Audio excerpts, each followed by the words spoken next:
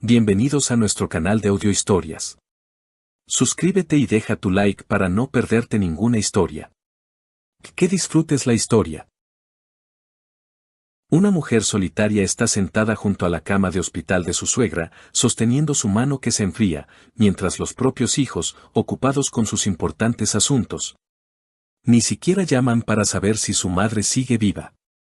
Durante 3 días les pidió que vinieran y el silencio parece resonar en el vacío. ¿Qué pasará cuando la enfermera le entregue una llave oxidada y una nota que insinúa una traición familiar? ¿Cómo su cuidado ordinario en una sala de hospital vacía revelará un secreto que no le desearías ni a tu peor enemigo? No creerás cómo su silenciosa devoción, que nadie notó durante años, descubrirá un misterio, cambiará sus vidas y mostrará quiénes son en realidad. Yo estaba de pie junto a la cama de Ellen cuando el monitor, que hasta ese momento contaba monótonamente los latidos de su debilitado corazón, emitió ese sonido agudo, plano e interminable. No era el pitido brusco y cinematográfico que te hace sobresaltar, sino uno suave, prolongado, casi lastimero. El reloj en la pared marcaba las 4:27 de la tarde de un jueves. Ella ya no estaba. Se fue sin decir una palabra, sin dignarse a una mirada de despedida, simplemente cerró los ojos y dejó ir este mundo. Apreté su mano, que ya comenzaba a enfriarse, y de repente, con una claridad aterradora, me di cuenta, estoy sola, completa y absolutamente sola en esta blancura estéril de la sala de hospital. Afuera, la vida bullía. De las habitaciones vecinas llegaban risas, felicitaciones, palabras de agradecimiento a los médicos. Alguien se abrazaba, los niños apretaban globos y conejos de peluche. Y aquí, un vacío resonante. Ni Michael, mi aparentemente amoroso esposo, ni Jessica, su hermana eternamente insatisfecha. Ni una sola llamada perdida en el teléfono, ni un solo mensaje, ni siquiera uno falso, mentiroso, como cariño, estamos atrapados en un tráfico terrible, pero nuestros pensamientos están contigo. Debra, la enfermera, entró silenciosamente en la sala. Esbelta, en forma a pesar del cansancio visible, en sus ojos se leía una compasión genuina. No era la cortesía de rutina, sino una sincera empatía humana. Era evidente que la muerte no era nueva para ella, pero nunca había logrado acostumbrarse a ese límite. Sara, ¿cómo estás? Quizás un poco de agua, su voz era suave, casi un susurro. Solo negué con la cabeza en silencio. Las palabras se habían atascado en mi garganta seca. Tenía la mandíbula tan apretada que era difícil incluso abrir la boca. Ellos debían estar aquí, finalmente logré decir, casi sin mover los labios.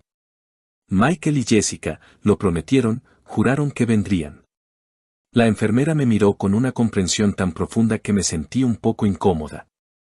Ella lo había visto todo. Como no me separé de Ellen durante 4 días, como corría por el pasillo tratando de llamarlos, como al principio con calma y luego cada vez más desesperadamente les suplicaba que vinieran. Como me sobresaltaba con cada paso tras la puerta, esperando que fueran ellos. Sabe, dijo, tocando delicadamente mi mano, no todas las personas saben despedirse. Para algunos es demasiado difícil. Pero ambas parecíamos entender que no se trataba de habilidad o dificultad. Fue su decisión consciente simplemente no estar allí. Me dejé caer sin fuerzas en el duro sillón del hospital en el que había pasado los últimos días, aparentemente sin cambiar de postura. En ese momento, Debra sacó de su bolsillo del uniforme blanco aquel sobre. Ellen me pidió que se lo entregara solo a usted, y solo después de que, bueno, ya sabe. Insistió mucho en ello. Tomé el sobre. Mi nombre, Sara, estaba escrito con su caligrafía reconocible, un poco anticuada pero sorprendentemente clara. Ni siquiera la grave enfermedad había podido distorsionar esas letras pulcras y ligeramente angulosas en las que siempre se sentía su fuerza interior. Abrí el sobre con cuidado. Dentro había una llave maciza y antigua, cubierta con una ligera capa de óxido, y una hoja de papel doblada. En ella, la dirección de una casa en un pueblo llamado Oak Creek, cuyo nombre escuchaba por primera vez, y una sola línea, garabateada aparentemente con una mano ya muy débil, nunca valoraron mi amor. Que ahora sientan lo que es no ser necesitados. Un frío, real y físicamente palpable, recorrió mi espalda. Detrás de esas palabras había algo más que una simple decepción o resentimiento. Era la quinta esencia de muchos años de dolor. ¿Está todo bien?, preguntó Debra, preocupada, al notar cómo había cambiado mi expresión. Sí, sí, solo son sus últimos pensamientos, mentí, guardando rápidamente la nota y la llave en mi bolso. Cuando todos los trámites relacionados con los documentos estuvieron terminados, recogí sus pocas pertenencias, un camisón viejo con florecillas, unas gafas con montura sencilla. Un libro de alguna novela sentimental de bolsillo, leído hasta deshacerse. Todo esto no parecía simplemente objetos, sino fragmentos de su vida pasada, algo increíblemente personal y frágil. Afuera, el sol brillante de otoño deslumbraba. La gente pasaba, algunos llevaban ramos de flores, otros eran recibidos del hospital con un recién nacido en brazos. La vida hervía, sin prestar atención a mi pequeña tragedia, mientras que dentro de mí todo parecía haberse congelado, convertido en un bloque de hielo. Me subí al carro, encendí el motor, pero no me moví. Me quedé sentada, quizás unos 30 minutos, o tal vez una hora, mirando fijamente un punto. Su imagen estaba ante mis ojos. Los últimos días, ese silencio, esa mirada fija en la distancia, como si quisiera decir algo muy importante, pero no se atrevió o cambió de opinión en el último momento. Miré el teléfono. Ni una llamada perdida de Michael, ni una palabra de Jessica. Solo 5 llamadas sin respuesta del trabajo. Mi jefe probablemente ya estaba furioso. Y entonces, como en un guión diabólico, el teléfono sonó. En la pantalla apareció, Michael, mi amor. Hola, Sara, su voz era asquerosamente tranquila, rutinaria. Bueno, ¿terminarás pronto? Se nos está acabando casi todo, no olvides comprar pan y 1 litro de leche. Agarré el volante con tanta fuerza que mis nudillos se pusieron blancos. Tu madre, Ellen, murió hoy, dije, tratando de que mi voz no temblara. Firme, tranquila, sin una sola palabra de más. Al otro lado de la línea hubo un silencio largo y pesado. ¿Cuándo? ¿Cuándo murió?, preguntó finalmente. Y en su voz no había ni una pizca de dolor, solo una curiosidad práctica. A las 4:27 de la tarde. Lo sabrías si hubieras contestado el teléfono una sola vez cuando te llamé, o si al menos hubieras respondido a mis mensajes. Escucha, no empieces. Tenía reuniones importantes, juntas. No fue a propósito. Sabes que siempre tuvimos una relación difícil. No quise seguir escuchando. No grité, no estallé en reproches, simplemente presioné el botón de colgar. La casa a la que regresé ya no me parecía un hogar. Era solo una caja sin alma, llena de muebles. Sobre la mesa de la cocina había algunos folletos publicitarios. El periódico de ayer. Todo parecía vacío y sin sentido, y en mi mano apretaba la llave, pesada, fría, como si no fuera solo un trozo de metal, sino algo mucho más significativo, como el comienzo de algo nuevo. No pegué ojo en toda la noche, dando vueltas en la cama. Los pensamientos pululaban en mi cabeza como un enjambre de abejas alborotado. Michael llegó tarde, cuando yo ya estaba en la cama, fingiendo estar dormida. Se desvistió en silencio, se acostó a mi lado, dándome la espalda, y se fue igualmente en silencio temprano por la mañana, sin siquiera mirarme. Como si yo no existiera en esa casa. A las 7 de la mañana, sintiéndome destrozada y vacía, me levanté, tomé una ducha de contraste, me vestí a toda prisa, saqué la hoja con la dirección de mi bolso, la introduje en el navegador y me puse en marcha. ¿A dónde? ¿Para qué? No lo sabía. Simplemente conducía, obedeciendo a un impulso interno e inconsciente. Después de unas 25 millas, la carretera pavimentada dio paso a un camino de tierra estrecho que serpenteaba a través de un bosque denso, casi de cuento de hadas. Las ramas de los árboles arañaban el techo y los costados del carro, como si me dejaran pasar a regañadientes a sus dominios. Casi al borde del bosque, detrás de una verja oxidada y torcida, la vi. Una vieja casa de madera. La pintura de las paredes estaba desconchada, las ventanas estaban opacas por el polvo y el tiempo, pero toda ella estaba envuelta en rosales silvestres en flor que, de alguna manera milagrosa, se abrían paso a través del abandono. Y en todo ese abandono, extrañamente, se sentía vida, no una vida bulliciosa y vibrante, sino una tranquila y contenida. La llave, esa misma llave antigua, encajó perfectamente en la cerradura.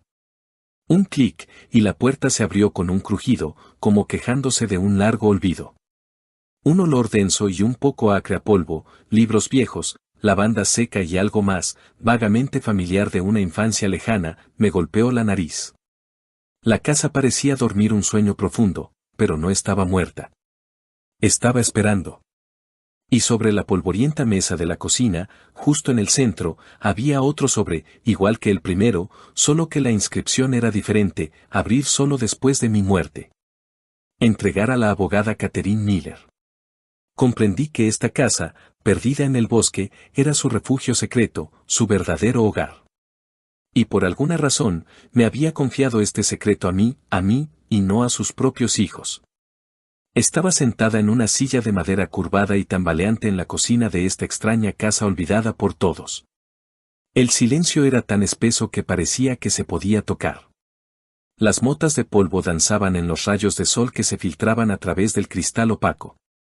Fuera de la ventana, las espinosas ramas de los rosales arañaban el alféizar, como si intentaran mirar dentro. Sobre la mesa, junto al sobre dirigido a una tal abogada Miller, había un pequeño jarrón con una rosa de té medio seca. Alguien la había puesto allí, probablemente hacía mucho tiempo, pero aún conservaba un aroma débil, apenas perceptible. Examiné atentamente el sobre: para Catherine Miller, abogada. Dirección: Springfield, 15 Main Street, Suite 302.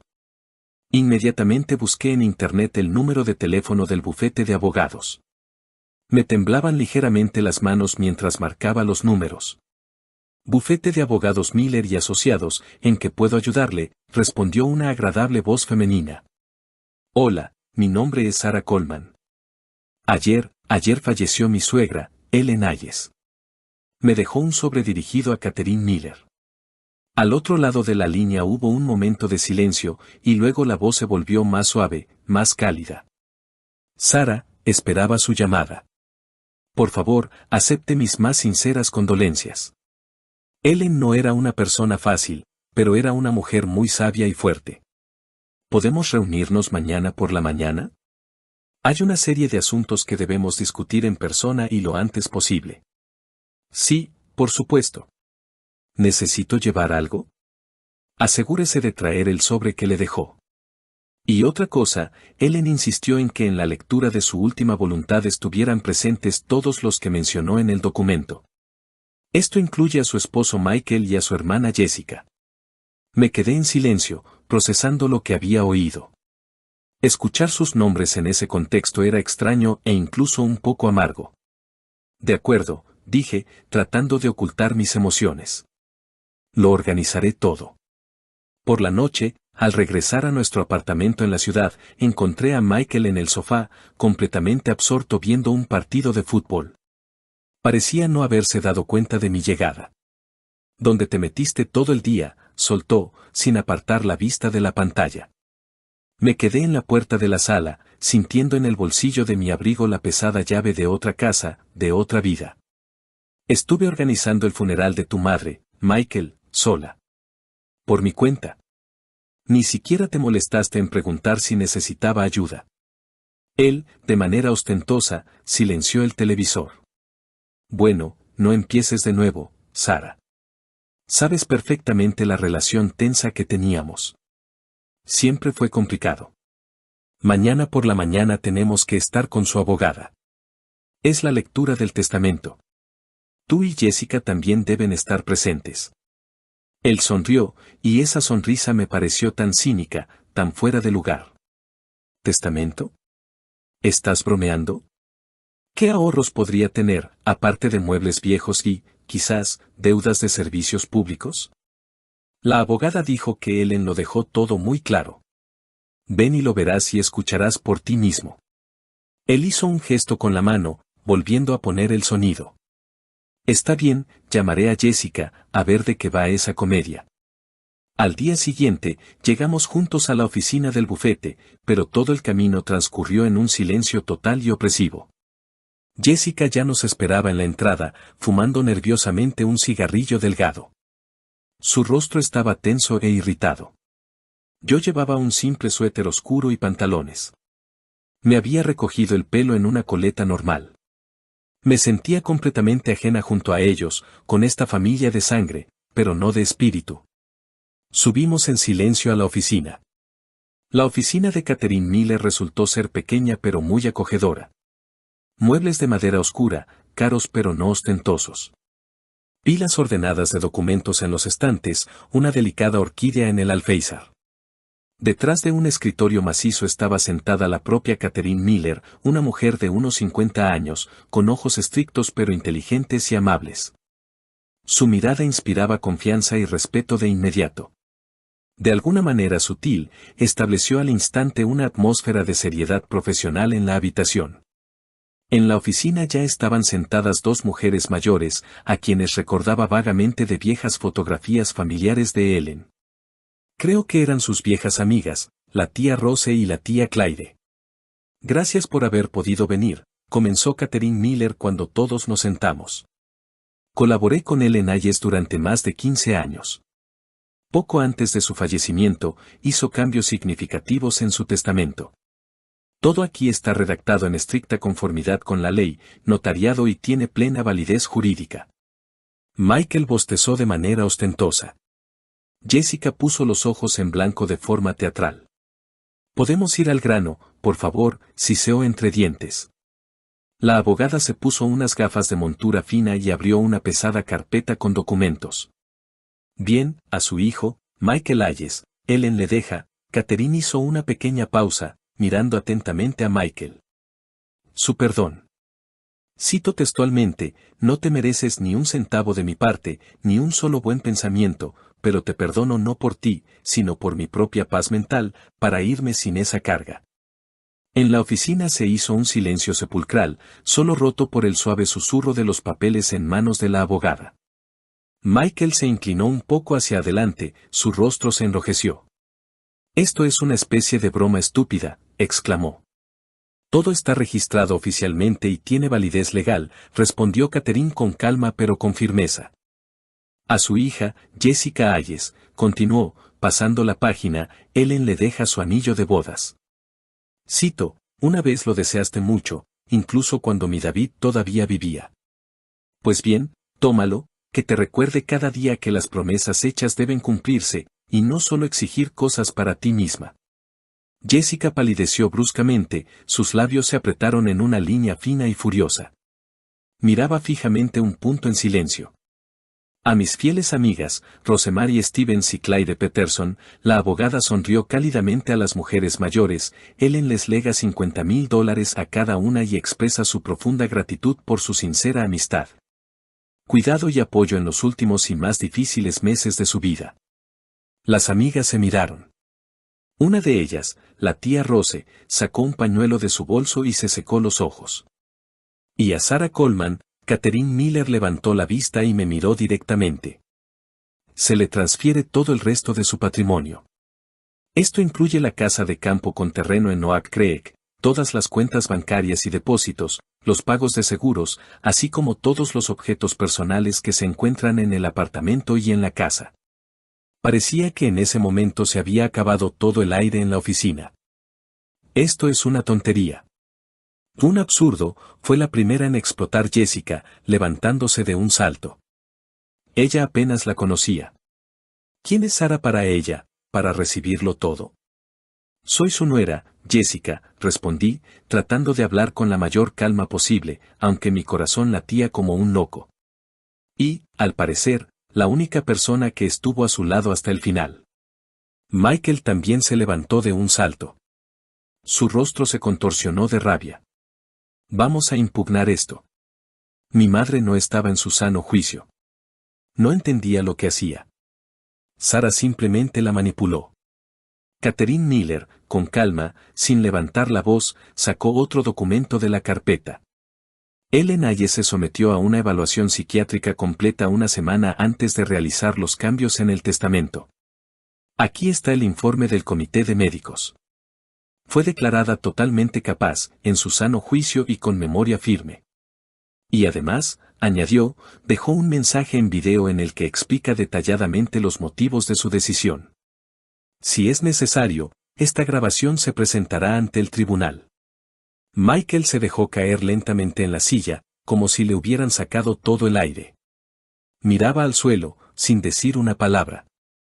¿Hay alguna otra pregunta?, preguntó la abogada, recorriendo con la mirada a todos los presentes. Nadie respondió. En ese caso, los demás pueden retirarse. Y a usted, Sarah, le pediré que se quede. Tengo algo más para usted. Cuando Michael y Jessica salieron de la oficina dando un fuerte portazo, Catherine Miller sacó otro sobre del cajón de su escritorio. Era igual que los anteriores, con la misma caligrafía pulcra, para Sarah, para leer después de la lectura del testamento. Me pidió que se lo entregara personalmente, dijo la abogada, tendiéndome el sobre. Dijo que usted lo entendería todo. Mis manos temblaban un poco mientras abría ya el tercer sobre de Ellen. Dentro había solo un pequeño párrafo de texto, pero lo que leí me heló por dentro hasta la punta de los dedos.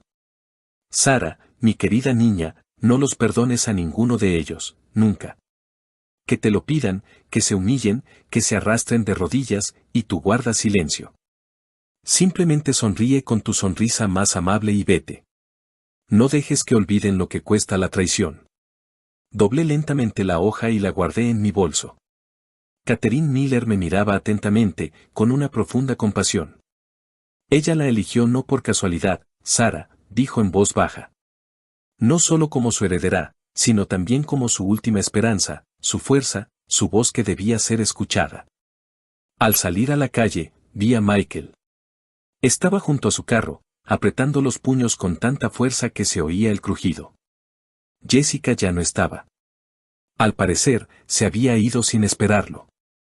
Él levantó la mirada hacia mí, llena de un odio manifiesto, y al instante se dio la vuelta. No dije nada. Me subí a mi carro en silencio y me fui. Pero no a casa, a nuestro apartamento vacío y frío, sino a Oak Creek, a esa misma casa que ahora, por voluntad de Ellen, se había convertido en mía. La casa me recibió con el mismo silencio profundo, pero ya no opresivo, sino de alguna manera significativo. Como si supiera que la dueña había regresado. No la anterior, sino la que ella misma había elegido como su sucesora. Me puse unos vaqueros viejos y una camiseta que encontré en una maleta olvidada en el ático, encendí la pequeña chimenea en la sala, aunque afuera ya hacía calor, solo para crear un ambiente acogedor. Me preparé un té fuerte con hierbas que encontré en un armario de la cocina y subí al ático en busca de rastros de su vida pasada. Allí, bajo una gruesa capa de polvo, entre viejas cosas innecesarias, descubrí una gran caja de madera. Dentro, cuidadosamente atados con cintas descoloridas, había fajos de cartas y varios cuadernos gruesos de tapa dura. Sus diarios. Ellen los había llevado durante muchos años. La caligrafía era la misma, pulcra, clara, las líneas rectas, como si estuvieran trazadas con una regla. Abrí el último cuaderno, escrito casi hasta el final. Hoy se cumplen 7 años desde que mi David se fue. Michael solo llama cuando necesita dinero de nuevo para alguno de sus proyectos geniales. Jessica no ha venido en más de 1 año. Dice que le da vergüenza mi ropa vieja y mi modesto apartamento. Y Sarah, ella es la única que se queda a mi lado. No por lástima, no, sino de una manera humana, amable. Una chica increíble. Leía página tras página, y ante mí se revelaba gradualmente la imagen de una mujer completamente diferente, no la suegra fría y distante que había conocido en los últimos años, sino una mujer fuerte, inteligente, perspicaz, pero profundamente infeliz y rota por una soledad ilimitada de madre. Pasó la Navidad. Nadie vino. Puse 4 platos en la mesa por costumbre. Aunque sabía perfectamente que estaría sola, igual los puse, como una vieja tonta. Las lágrimas brotaron de mis ojos. Sostenía en mis manos su dolor silencioso, no expresado, de muchos años. Apenas dormí esa noche. Todo bullía dentro de mí. Rabia hacia Michael y Jessica, una aguda lástima por Ellen, un nuevo y desconocido respeto por su fortaleza de espíritu y, para qué negarlo, miedo al futuro. Por la mañana, levantándome al amanecer, volví a la habitación donde el día anterior había encontrado la caja con los diarios. Algo me decía que eso no era todo. Y, efectivamente, debajo de una vieja cama hundida, cubierta de harapos, encontré otra caja, más pequeña. Contenía cartas del esposo de Ellen, David. Una de ellas, la más gastada y con las esquinas dobladas, estaba firmada, para mi única Ellen, si yo ya no estoy. Desdoblé con cuidado la frágil hoja amarillenta. Tinta vieja y descolorida, una caligrafía masculina firme. Pero en las últimas líneas, temblaba notablemente. Si estás leyendo esta carta, mi querida, significa que ya no estoy a tu lado. Ellen, nuestros hijos, se han vuelto extraños para nosotros. No de repente. No. Gradualmente, a través de miles de pequeñas ofensas, a través de años de indiferencia y egoísmo. No los recompenses por esto con tu perdón. No lo hagas. Sé que dudarás, que te atormentarás. Pero te lo ruego, mi amada, deja tu corazón, tu alma, todo lo que tienes, a aquellos que realmente lo merecen. Incluso si son personas completamente extrañas para ti, y no ellos, nuestros hijos. Las lágrimas volvieron a rodar por mis mejillas. Ese fue el momento en que finalmente, irrevocablemente, comprendí. La decisión de Ellen no fue una emoción espontánea o un capricho senil. Fue una elección larga, dolorosa y sufrida. Y yo, por azares del destino, me convertí en una parte integral de ella. Al día siguiente, hacia la tarde, llamó Michael. Hola, Sara. ¿Cómo estás? ¿Qué haces? Su voz era antinaturalmente cariñosa, insinuante. Ocupada, tengo muchas cosas que hacer, respondí brevemente. Estaba pensando, quizás podríamos irnos a algún sitio el fin de semana, descansar, desconectar, recordar lo bien que estábamos antes. Me quedé en silencio, escuchando sus palabras empalagosas. He preparado la cena, ¿te lo puedes creer? Lasaña, esa que tanto te gusta. Ven. No, Michael, hoy me quedo aquí, en esta casa. Bueno, piénsalo, por si acaso. Colgó rápidamente. Me acerqué a la ventana, miré la calle desierta y cubierta de hierba del pueblo de Oak Creek y sentí como algo dentro de mí cambiaba radicalmente. Ya no era la misma Sara, dócil, complaciente, siempre dispuesta a perdonar y comprender. Me estaba convirtiendo en otra persona, en alguien que Ellen quería ver en mí. 2 días después, recibí una citación oficial del tribunal. Michael y Jessica, como era de esperar, habían presentado una demanda.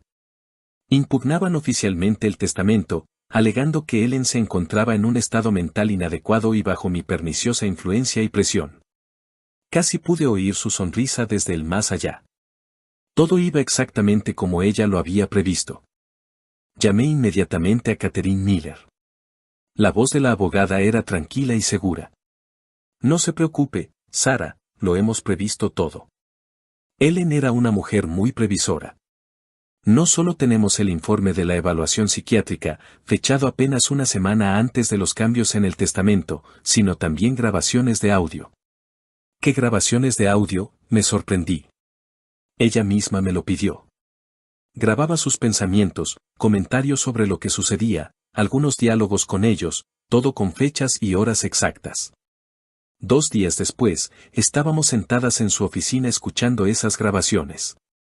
La voz de Ellen era débil, a veces interrumpida por la tos, pero las palabras sonaban claras y nítidas. Jessica vino hoy por primera vez en 6 meses. Se sentó, se quejó de su trabajo, de cómo todos le deben algo, jugueteó con su teléfono. Cuando le conté los resultados desalentadores de la última tomografía, dijo, «Oh, mamá, tengo una reunión programada. Tengo que irme», y se fue, sin siquiera terminar su té. Y luego, ya en la puerta, me pidió mis viejos pendientes de granate, los de mi madre, diciendo, «Bueno, a ti ya no te van a servir de nada». Catherine Miller pulsó la pausa. Y tenemos docenas de grabaciones como esta, Sara. El consentimiento para su uso en el tribunal, por supuesto, también lo tenemos. Sentí como, por primera vez en varios días, mi corazón dejó de encogerse de miedo e incertidumbre. No estaba sola. La verdad estaba de mi lado. Y la voz de una mujer que había sido traicionada por todos, excepto por mí. La sala del tribunal era pequeña y sofocante. Michael estaba sentado en la mesa de los demandantes con una expresión exageradamente seria, casi trágica. A su lado se afanaba su abogado, un hombre joven, nervioso y con una calvicie incipiente que rebuscaba constantemente en sus papeles. Jessica estaba sentada un poco más atrás, en la última fila, con una sudadera oscura con capucha y unas grandes gafas de sol, como si se escondiera del mundo entero. Cuando entré en la sala junto con Catherine Miller, Michael me miró con un odio tan abierto que me sentí incómoda. Pero le devolví la misma mirada directa y tranquila, sin una sombra de miedo. Su abogado se adelantó y comenzó su discurso con una frase pomposa: el testamento fue redactado bajo presión. Nuestra muy respetada difunta sufría de signos de demencia senil. Fue aislada intencionadamente de sus hijos. Se le impuso una opinión ajena. Hablaba en voz alta, con seguridad, gesticulando, hasta que llegó el turno de Catherine Miller. Ella se levantó tranquilamente, sacó los documentos de su carpeta y los colocó cuidadosamente ante el juez. Su señoría, aquí está el informe oficial de la Comisión Médica sobre la plena capacidad de Ellen Hayes en el momento de redactar el testamento. Todas las firmas y sellos están en su sitio. Y aquí, colocó una memoria USB sobre la mesa, está su propia voz. Sabía perfectamente lo que hacía y por qué lo hacía. El juez, un hombre mayor de aspecto cansado, escuchó una grabación, luego una segunda, una tercera. Su rostro permaneció impasible como una piedra. En la sala reinaba un silencio absoluto. Toda la audiencia judicial no duró más de una hora. Demanda desestimada. El testamento de Ellen Hayes se declara válido en su totalidad. Todos los activos permanecen en propiedad de Sarah Coleman. Se ordena a la parte demandante que pague todas las costas judiciales. Jessica, sin esperar a que terminara, se levantó de un salto y salió disparada de la sala. Michael se quedó sentado, pálido como el papel, con la mirada perdida en un punto. Una semana después, en el periódico local de la región, The Springfield Chronicle, apareció una nota breve pero bastante mordaz bajo el titular: drama familiar o batalla por la herencia. El escándalo en torno al testamento de una conocida residente de la ciudad termina en los tribunales. El intento de los familiares de impugnar la última voluntad de la difunta fracasa estrepitosamente. El testamento es declarado válido. Y entonces comenzó algo que, sinceramente, no esperaba. Los vecinos dejaron de saludar a Jessica. Algunos incluso se daban la vuelta ostentosamente al encontrarse con ella. En la boutique de moda donde trabajaba como vendedora principal, le sugirieron encarecidamente que tomara unas largas vacaciones sin sueldo. Su último pretendiente adinerado, al enterarse del escándalo, desapareció de todas las redes sociales y dejó de contestar sus llamadas. Michael tuvo que poner a la venta urgentemente su pequeño negocio, un taller mecánico en las afueras de la ciudad. El banco, donde tenía un gran préstamo garantizado por ese negocio, al enterarse de la falta de la garantía de su madre, que resultó ser la condición principal, suspendió todas las operaciones en sus cuentas. Aproximadamente 2 semanas después del juicio, fui a nuestro antiguo apartamento para recoger mis últimas cosas y documentos. Michael estaba sentado en la cocina, con un vaso de whisky medio vacío delante.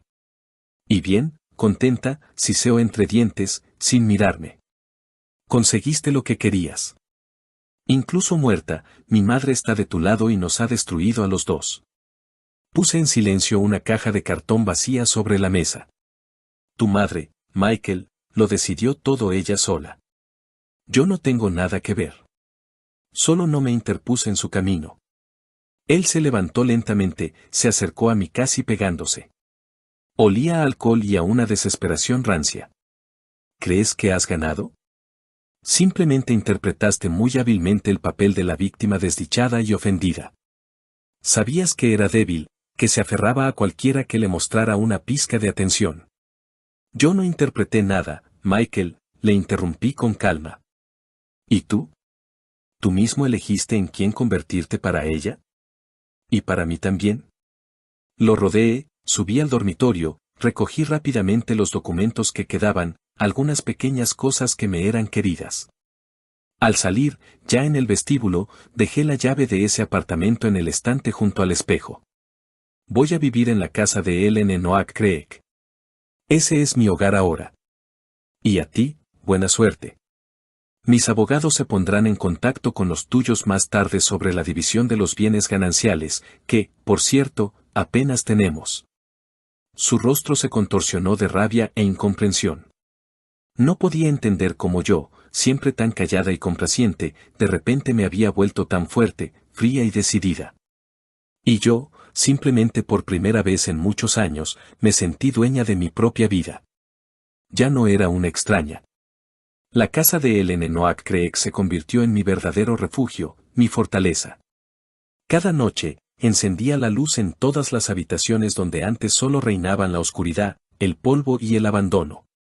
Barrí telarañas centenarias, limpié los viejos azulejos agrietados de la cocina, arreglé los descuidados parterres bajo las ventanas, donde sus rosas favoritas todavía florecían. Y cada día, mientras hacía estas sencillas tareas cotidianas, era como si escuchara su voz suave y aprobatoria, no un reproche, no una lección, sino aprobación, como si dijera, lo estás haciendo todo bien, niña, todo bien. A partir de ahora será más fácil, ya verás. Un día, mientras limpiaba su dormitorio, me topé con un gran baúl de hierro forjado que estaba debajo de la cama y cubierto de mantas viejas. Dentro había docenas, si no cientos, de cartas, fajos enteros de sobres amarillentos por el tiempo, cuidadosamente atados con cintas de seda descoloridas. Era la correspondencia entre Ellen y su esposo David. Al leer esas cartas, era como si me asomara a otra vida, una vida pasada hace mucho tiempo, llena de amor, ternura, respeto mutuo, y me encontré de nuevo con la misma frase que había leído antes en otra carta. Escrita por la mano de David, nuestros hijos se han vuelto extraños para nosotros, Ellen, y no por un solo incidente, sino por 1000 pequeñas traiciones diarias, por su egoísmo y su insensibilidad. Pero no les dejes todo. No pagues con tu sangre y tu alma por su indiferencia. Que sepan lo que era realmente importante en esta vida y lo que era solo oropel. Cada vez me convencía más de que la decisión que tomó Ellen no fue un acto impulsivo de una mujer desesperada. Fue el resultado de largos y dolorosos años de dolor, decepción y soledad. Pasó otra semana. No llamé a Michael, y él tampoco dio señales de vida. Pero en la segunda semana, un lunes por la mañana, sonó una llamada de un número oculto. Por alguna razón, supe de inmediato quién era y respondí mecánicamente. Sara, soy Jessica. Yo, ya no quiero pelear, de verdad. Es solo que, todo se ha derrumbado. Me despidieron del trabajo. ¿Te imaginas? Ese imbécil me dejó en cuanto las cosas se pusieron feas. Dime, Sara, ¿puedes ayudarme? Aunque sea un poco. Tú no eres como nosotros. Siempre has sido buena. Siempre has tenido lástima de todos. No, Jessica, respondí de forma breve pero firme. No puedo. ¿Por qué? Su voz se elevó a notas histéricas. ¿Por qué me haces esto? Precisamente porque ya no siento lástima por nadie, Jessica, dije con calma, sintiendo como una confianza de acero se fortalecía dentro de mí. Especialmente por aquellos que estuvieron cerca de Ellen en sus últimos días y meses y miraron a través de ella como si fuera invisible. Colgué el teléfono y luego saqué de mi bolso la última carta de Ellen, la que Catherine Miller me había entregado después del juicio. No perdones a nadie. Que te lo pidan, que se arrastren de rodillas, y cuando te lo pidan, sonríe con tu sonrisa más amable y dales la espalda. La primavera de ese año llegó inesperadamente temprano, fue cálida y soleada. Decidí que la casa de Ellen no debía seguir vacía y silenciosa. Ella había soñado tanto con que volviera a haber voces, risas, que la vida volviera a bullir en ella. A menudo escribía sobre ello en sus diarios, quería invitar a los vecinos a tomar el té, quería abrir las puertas de su casa a aquellos que, como ella, estaban solos y no eran necesitados por nadie. Pero siempre lo posponía, nunca se decidía. Y ahora ya era demasiado tarde para ella. Pero de repente comprendí que demasiado tarde no se aplicaba a mí. Volví a contactar a Catherine Miller y juntas comenzamos a reunir los documentos para registrar una fundación benéfica. Así, unos meses después, nació el Centro de Apoyo Social El Refugio de Ellen. Nuestro objetivo era simple y claro, ayudar a las personas mayores que se encontraban en una situación de vida difícil, que se habían quedado solas. Organizar para ellos encuentros, almuerzos conjuntos, proporcionar apoyo material y moral en la medida de lo posible, ayudar a las viudas, a las mujeres solteras, a aquellos que habían sido abandonados u olvidados por sus propios hijos, ayudar a aquellos a quienes ya nadie escuchaba. Un par de meses después, en la fachada de la vieja casa de Oak Creek apareció un nuevo y cálido letrero de madera con la inscripción grabada, El Refugio de Ellen. A la inauguración oficial asistieron varias docenas de personas, residentes locales, ancianos de los pueblos vecinos, incluso algunas personas de la ciudad. Alguien trajo pasteles caseros, alguien viejas fotografías amarillentas, alguien simplemente se sentó en un rincón, en el viejo sofá, y sonrió en silencio. Para ellos era importante que los hubieran invitado, que alguien los necesitara. Una mujer mayor, la señora Davis, se me acercó y me dijo en voz baja, yo la conocí, a Ellen. Cuando su David aún vivía. Era tan buena, tan amable. Solo que después de su muerte, como que se encerró en sí misma, se alejó de todos. Y ahora usted. Es como si fuera su continuación, su lado luminoso. Asentí en silencio, sintiendo como las lágrimas asomaban a mis ojos. Sí, yo soy su continuación. Aproximadamente una semana después de la apertura del refugio, vino Michael. Oí el crujido del portón y salí al porche. Estaba de pie junto a la verja con una chaqueta arrugada, claramente no nueva, y con los ojos apagados y vacíos. Tenemos que hablar, Sara, murmuró, sin mirarme. Salí por el portón, cerrándolo firmemente detrás de mí. No debía cruzar el umbral de esta casa. Ni aquí, ni ahora. Tengo grandes problemas, Sara. El banco me está reclamando el último préstamo. El negocio está al borde del colapso total. Necesito al menos $100,000, solo por un mes, te lo juro. Luego te lo devolveré todo con intereses. Lo miré como si lo viera por primera vez en mi vida. ¿Recuerdas, Michael, cómo decías que tu madre nunca fue fácil, que no merecía un mejor trato? Sabes, ella te quería de todos modos, incluso después de todo, incluso sabiendo cómo eras. Lo sé, susurró él, bajando la cabeza. Ahora lo sé.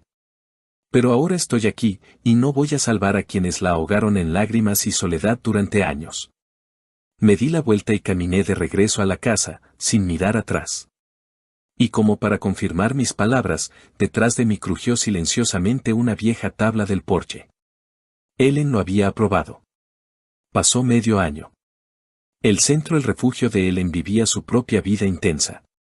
Todos los miércoles organizábamos cenas vecinales para los ancianos solitarios de Oak Creek y los pueblos de los alrededores. Los viernes teníamos un club de aficionados a los juegos de mesa, ajedrez, damas, dominó, lotería. Y los domingos organizábamos un día de silencio. Quien quisiera podía simplemente venir, tomar un té con galletas caseras, sentarse en silencio, junto a alguien a quien tampoco nadie esperaba en casa. Ya no me sentía vacía, quemada por dentro. Al contrario, parecía que era aquí, entre estas paredes viejas pero tan cálidas, donde había comenzado a vivir de verdad. El periódico local volvió a publicar un artículo sobre nosotros, esta vez uno grande, a toda página, con el titular, Una casa, cientos de destinos. Como una mujer común devolvió la esperanza a quienes fueron olvidados por sus propios hijos. Y en uno de esos días normales y corrientes, cuando ya me había acostumbrado a los rostros amables y sonrientes, a los cálidos apretones de manos, a ese silencio especial, lleno no de reproches sino de gratitud, volvió a llamarme él. Michael. Sara, estoy aquí cerca, de paso. ¿Podemos hablar apenas 5 minutos? Lo pensé un par de segundos y luego respondí, ve al viejo roble detrás de la casa. Allí hay una banca. Allí, bajo las ramas extendidas del poderoso roble, que probablemente recordaba incluso al bisabuelo de Ellen, había un simple banco de madera.